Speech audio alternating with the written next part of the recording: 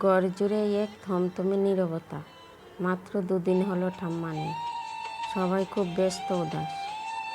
মা ঠাম্মার জিনিসপত্র সরাইয়া দিচ্ছিলেন।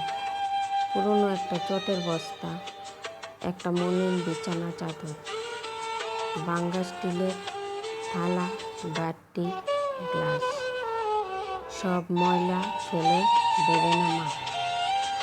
10 বছরের রেহান ছুটে এলো। সে মায়ের হাত আটকিয়ে দিল। রেহানের চোখে জল, কণ্ঠে জেদ। সে বলল, এগুলি ফেলবে না মা, এগুলিতে একদম হাত দেবে না।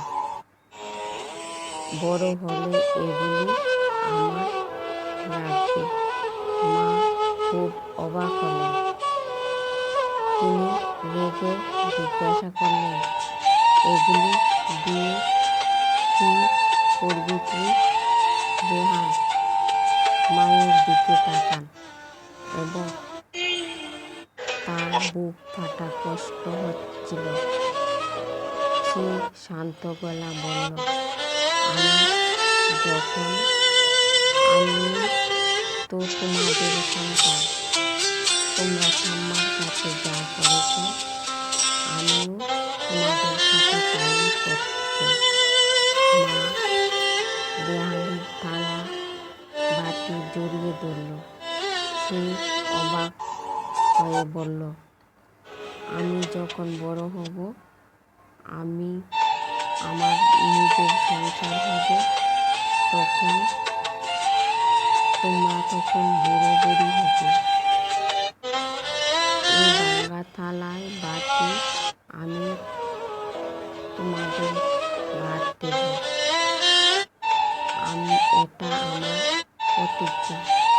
আমি তো তোমাদের সন্তান।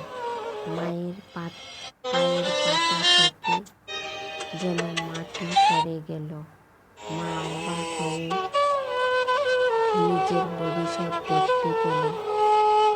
ভুল বুঝতে পেরে মা রেহানের হাত ধরে কেঁদে মাটিতে বসে পড়ল। ছেলেকে বুকে জড়িয়ে ধরলেন তিনি। বললেন, আমি যা করেছি বাবা ভুল হয়ে গেছে। তুই এরকম পুনরাবৃত্তি করবি না।